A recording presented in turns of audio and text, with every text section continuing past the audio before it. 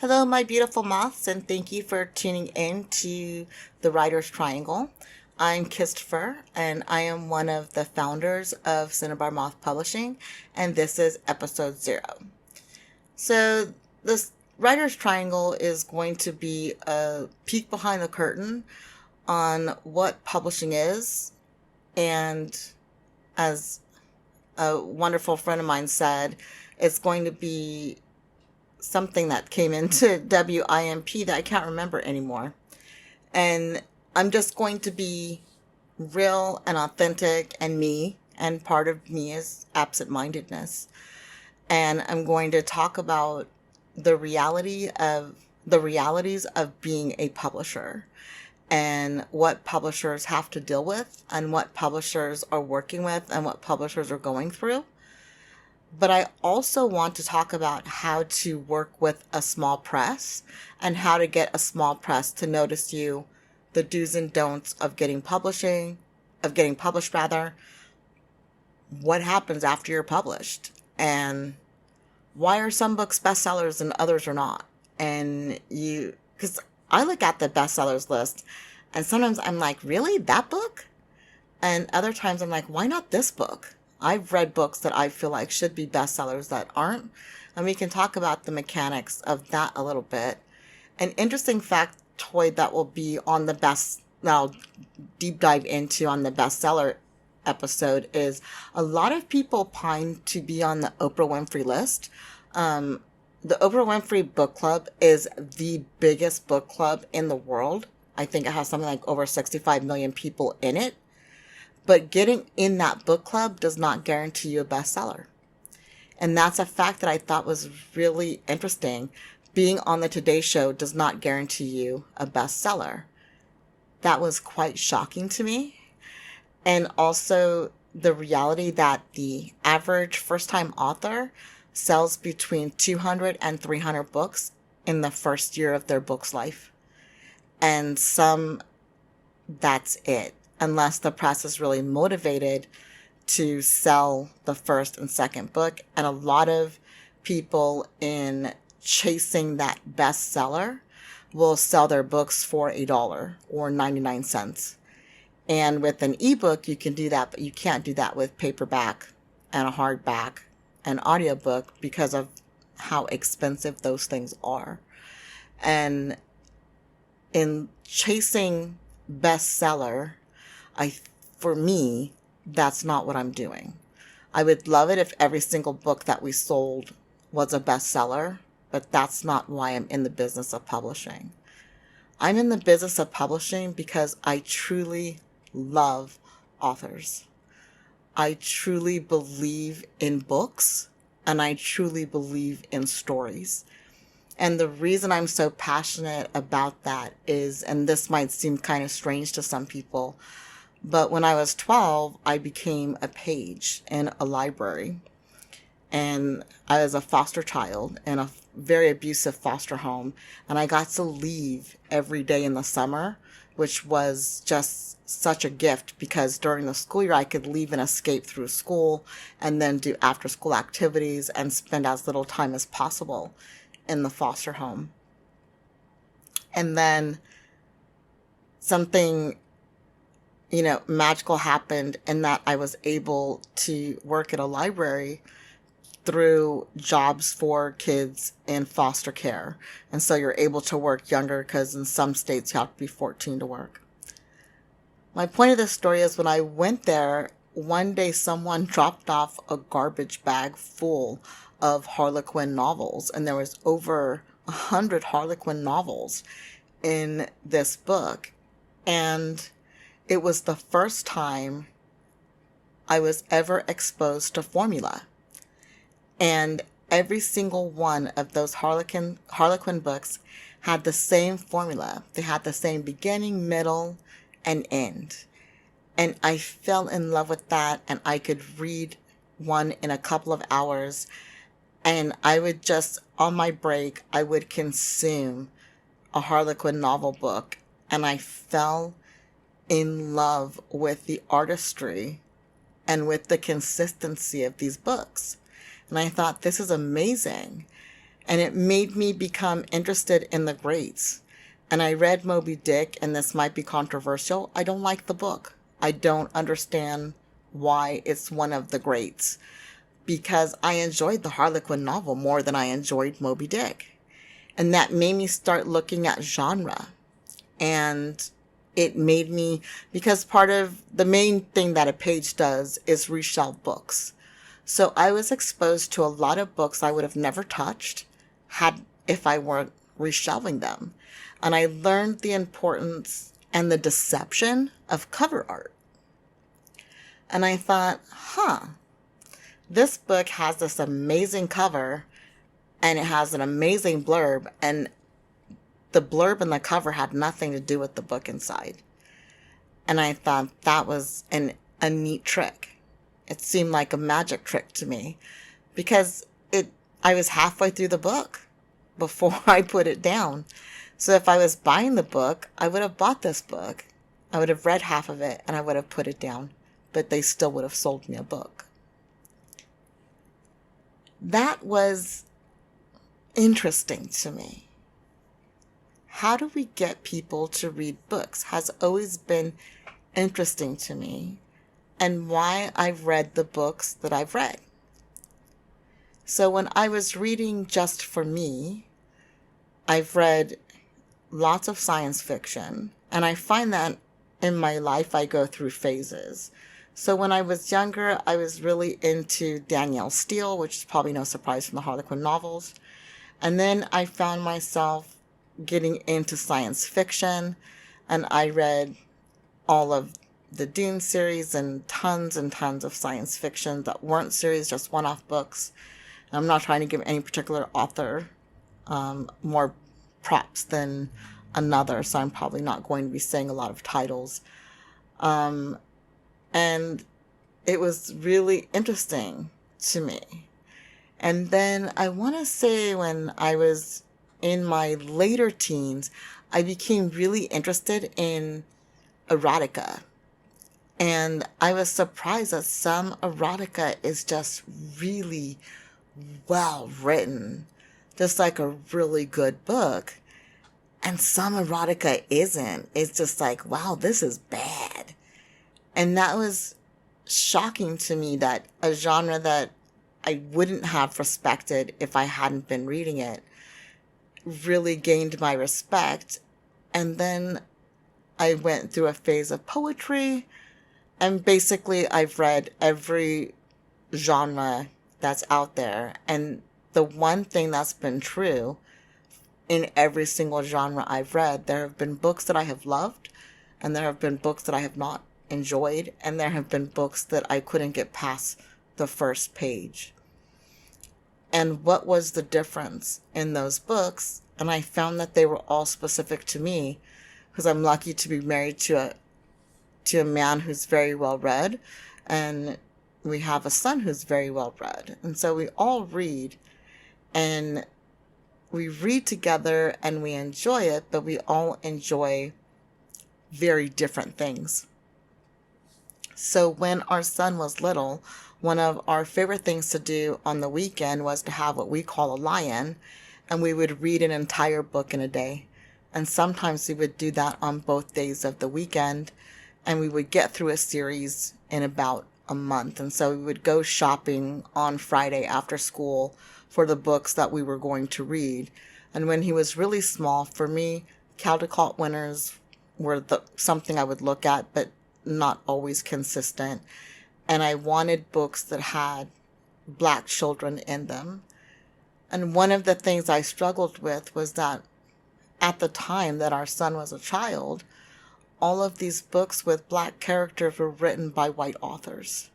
And I think white authors can write Black characters. We have an author who we'll be interviewing next week who wrote a Black character and did an amazing job with it.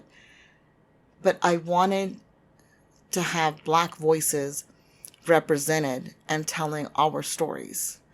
And so for me, I like working with Black artists. I like working with Black authors. I like seeing our stories told by us. And for me, it's really important that we have 2 books with Black main characters that are coming out in 2021.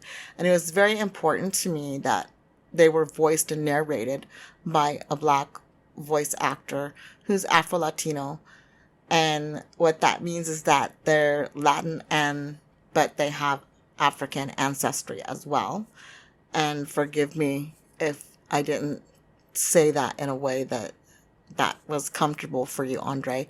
I didn't check with you before how you identified, but when I saw you, that's what I saw. I saw Afro-Latino, and I really like that intermixed because we also have a short story that's coming out that's written from a Latin perspective. And so I think that Andre's kind of Latinx because he's not strictly from Latin America, but has ancestry in South America. So for me, looking at people's backgrounds and their histories, like our author who wrote the Black main character, her name is Cynthia, which she'll be interviewed next week, is disabled in many of the ways that the main character is disabled. And there was that own voices element. And there's also an LGBTQIA plus character, and the author is part of the LGBTQIA plus community. So there were two own voices element that I felt was really great. And then there was also something beyond the Blackness that was new and foreign, is that as an adult, the writer had a middle class life. But as a child grew up in not middle class circumstances, which the same for me. And writing about middle class, there's a way to write about it that has an authenticity. And I really enjoyed that the Black main character comes from a middle class life and is disabled. Because when our son was growing up, that was the one thing I couldn't find any of. And I wanted him to be exposed to disability, and it was always white children in wheelchairs. And that was it. That was the only disability that we could find. And in Gromfenville, which I pronounce it wrong every time, sorry. I'm apologizing to the author. There is a diversity and complexity to his disability. It's not just straightforward, and it's not in a wheelchair. But it does encompass mobility issues, it encompasses issues with the character's back in it, and the character has a prosthetic arm. And they're Black, and they're interracial. And I thought all of that was just really beautifully written. And to me, it didn't matter that the author wasn't Black, but it did matter that the voice of this character be Black. And so we were able to find, Andre, who's amazing. And I won't speak to his identity any further because I think I might have mangled it already, and have that kind of integrity. And that was one of the things that I saw that was missing in a lot of presses.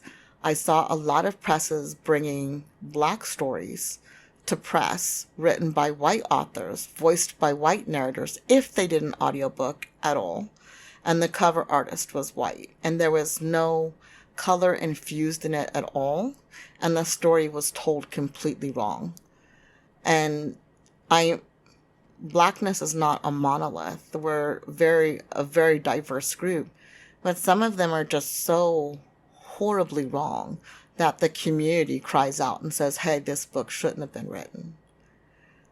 And I don't want our books to ever be one of those books that the community cries out and says, hey, this book shouldn't have been written. And that, to me, I feel is just sloppiness on the part of the industry. And when we went to book conferences, when my husband went to book conferences, there was one Black agent at both conferences. And at one conference, there was one Black agent, and she was the only Black Indigenous person of color that could fall under that umbrella at all at the entire conference. And that was shocking to me. And I'll admit, it was a little painful for me as well. And then looking at the second conference we went to, that my husband went to, and it was a really big national conference, and there were two people of color, and one was black and one was Asian. And I was just like, wow. Wow. And it made me start looking at who are the agents that are out there buying books. And I was shocked that the people responsible for buying books, that there's no representation of us. We're not represented. So there's not a lot of openly LGBTQIA plus people out there. There are LGBTQIA plus, a couple of presses that specialize in that. But there aren't any openly LGBTQIA plus in large numbers in terms of agents, in terms of the publishers in the publishing houses, the ones who make the decision on what books to buy. And so how can they, in all honesty and fairness, if they're not part of the LGBTQIA plus community, and if they're not part of the Black, Indigenous, people of color community, then how can they accurately judge these stories written by authors who are not part of those communities? And I'm not saying, because again, we have a white author that wrote a Black character and did it beautifully.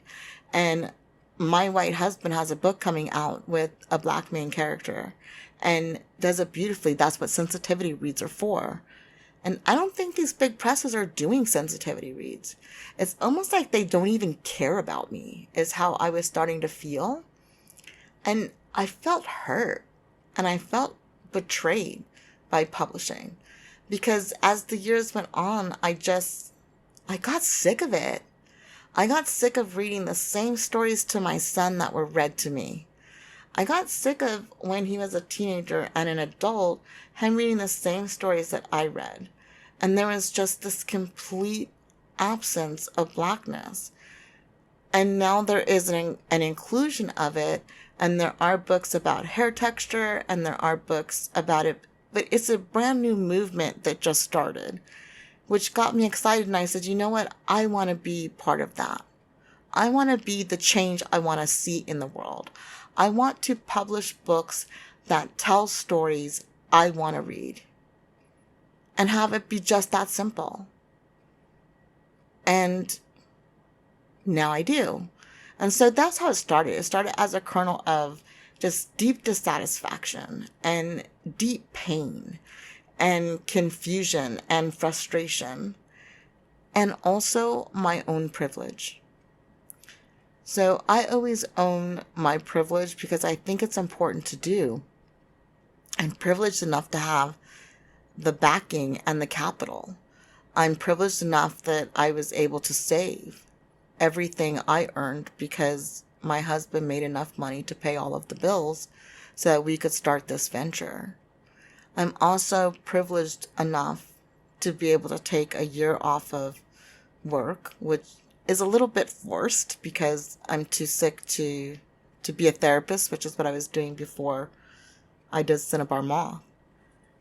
And so that's sort of the double-edged sword. I'm too disabled to work my old job, but I'm privileged enough that I don't have to. And I want to recognize that, because not every disabled person is able to say, I'm too disabled to work, and still have the life that they want to have. And I want to acknowledge that. And I think that level of sensitivity and understanding needs to be throughout. That level of care needs to be throughout in publishing. When you're reading a book, I wonder sometimes, did they read this book? Did the person who bought this book, did they actually read every single sentence and every single word in this book? And our process is all of our books have a sensitivity read. All of them do. A sensitivity read from a member of that demographic. And so with the reason why I keep mentioning Cynthia's book is because Cynthia will be interviewed next week, and I'm a big one for not doing spoilers.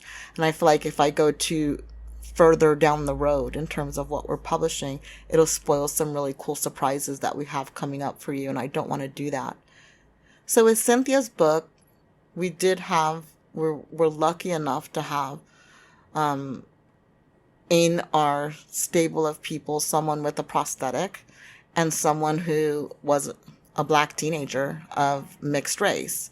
They weren't the same person, but they both did a sensitivity read, and they were like, yes, this is what life with a prosthetic is like for some people. And they were able to bring us into insights because really great insights because they choose not to use their prosthetic because it just gets in the way and it's a pain in the rump. But when they were first injured, they did use their prosthetic a lot. And they find that a lot of people, as they age, find it's easier to not use the prosthetic. And some other people find it's easier to use it. So that kind of sensitivity read, we were able to get someone's authentic voice who has had the lived experience of having a prosthetic and the lived experience of having lost a limb and specifically having lost an arm. And I don't see that happening in other books. And the smaller presses I see doing it. But the big five, I feel, have become so jaded and so bloated that, I don't know, I've lost all of my connection with them. And I found that I was going to smaller presses to buy books. And I was wanting to do the indie, I've always loved indie bookstores and shopping the stacks in the indie bookstores and seeing what they carry. And what they carry is so different than what Barnes and Nobles carries. And sorry for calling them out. I think they're awesome. Our books are in Barnes and Noble. I absolutely shop at Barnes and Noble as well. But I love going to an indie bookstore and shopping because it's such a different vibe.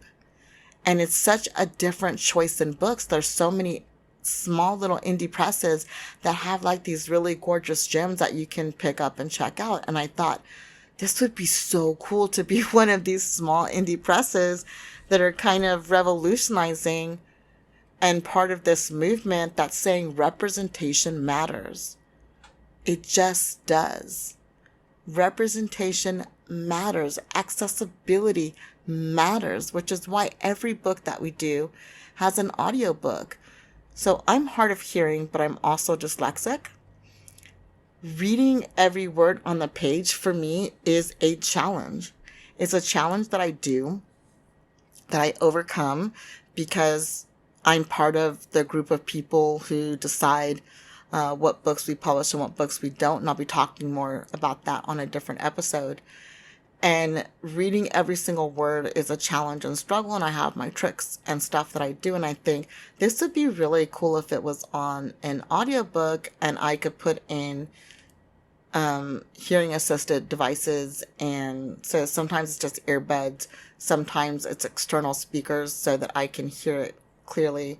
And I love it when it has subtitles.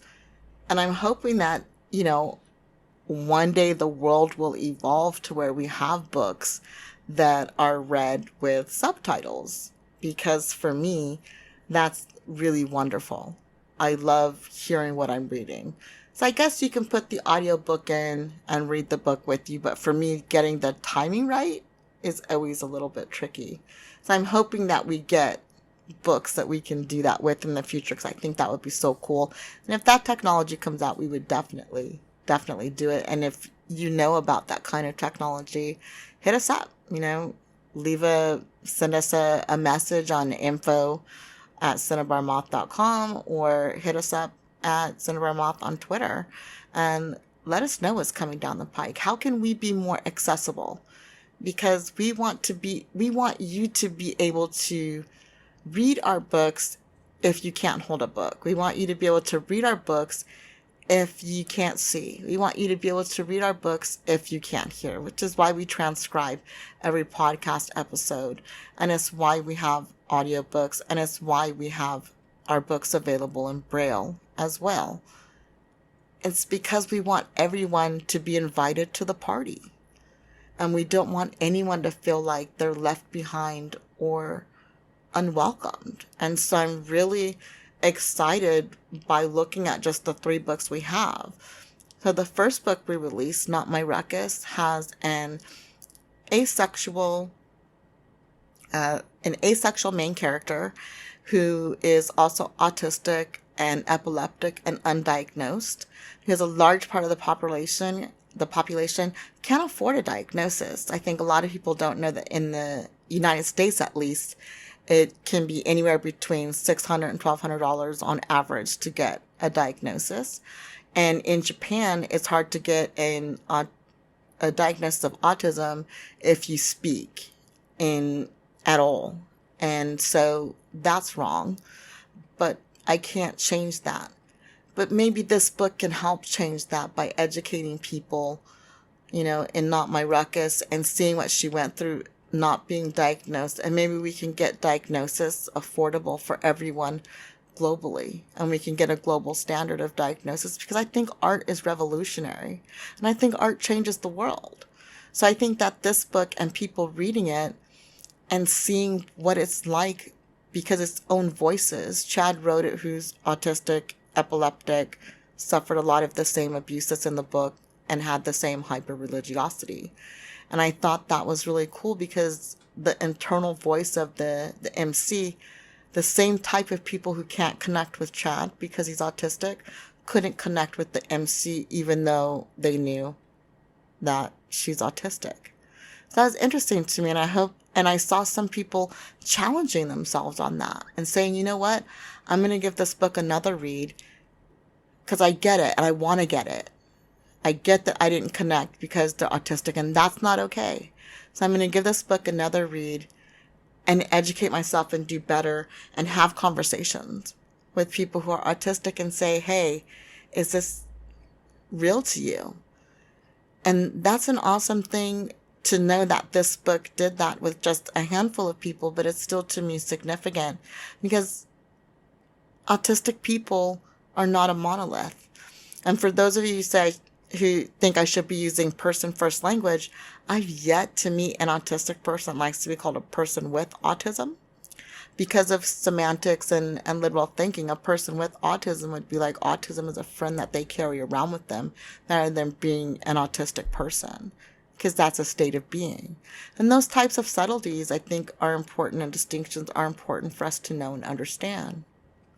Then our second book, Gracie and Zeus Live the Dream, it is so awesome that ADD is written about just full on how it is, and also what it's like to be a neurotypical carer of somebody who is neurodiverse, and the frustrations and the inappropriateness and the internal dialogue of that, and the hurt and confusion that comes along with it, but also the love and the internal dialogue of someone who has ADD. That was beautifully written in Gracie and Zeus Live the Dream.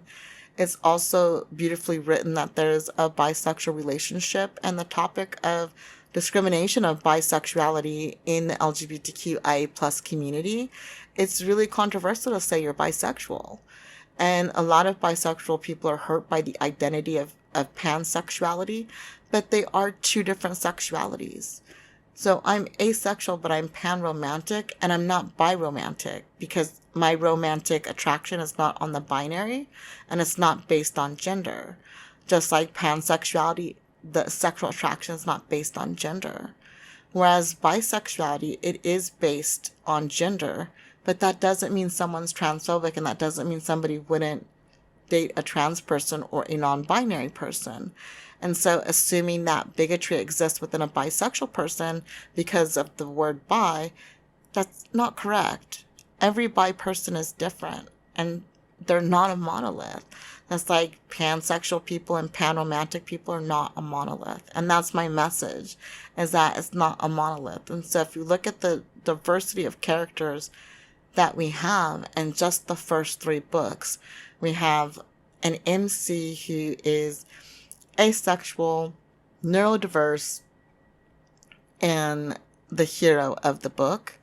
And then we have a character who is neurodiverse, and we have another character who is bisexual in the second book.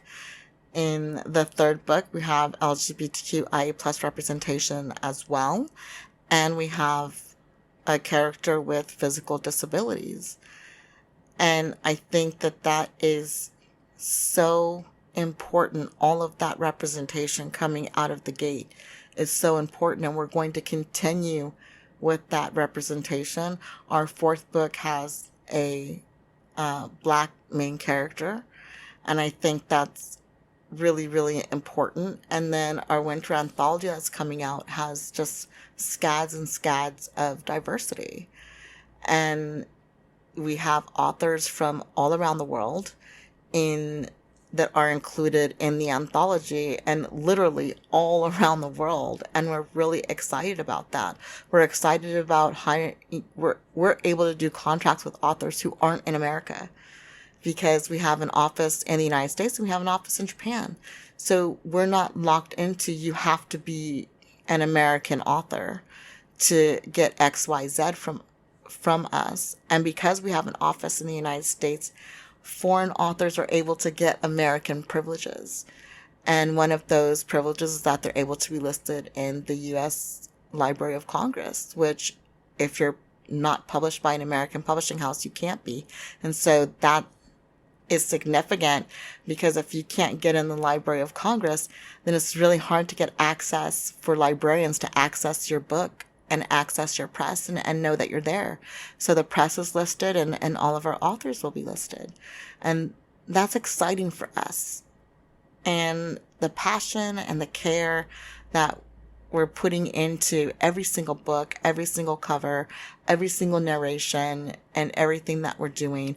We have two really wonderful narrators, and Ivy is just amazing and neurodiverse and just one of the more bubbly and beautiful people that you'd ever want to meet, and captures the tragedy in Not My Ruckus just beautifully, and then captures the joy and chaos in Gracie and Zeus leaves Gracie and Zeus live the dream amazingly. And Andre does a beautiful job with Drumfingal. And if you'd like to check out a sample of those books and get a sneak peek of the audiobooks, you can go to the Cinnabar Moth Publishing YouTube channel, and we have samples on those, and you can listen to our amazing narrators. So next week, we'll be interviewing Cynthia, who is the author of Drumfingal. There's a soft G that's really hard for me to pronounce because I have a little bit of a speech impediment. And Rasta, our publicist, will be the one handling that interview. And then in 3 weeks after that, so the first Tuesday is usually going to be an author interview, and then the third Tuesday is going to be a discussion of publishing and such.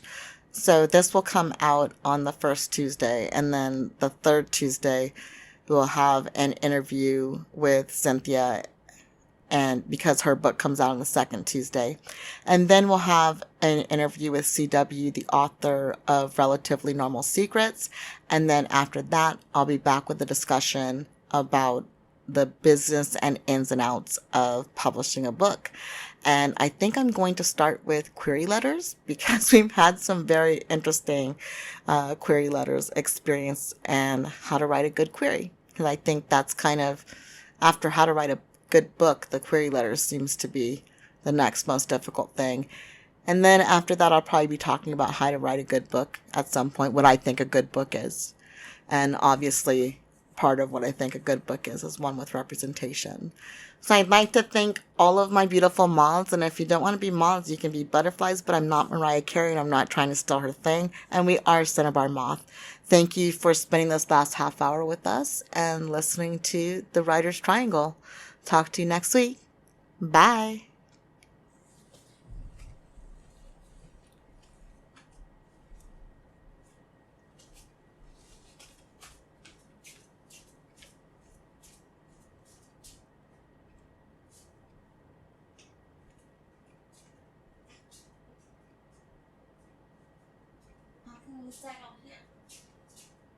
So I had to use the bathroom for a while.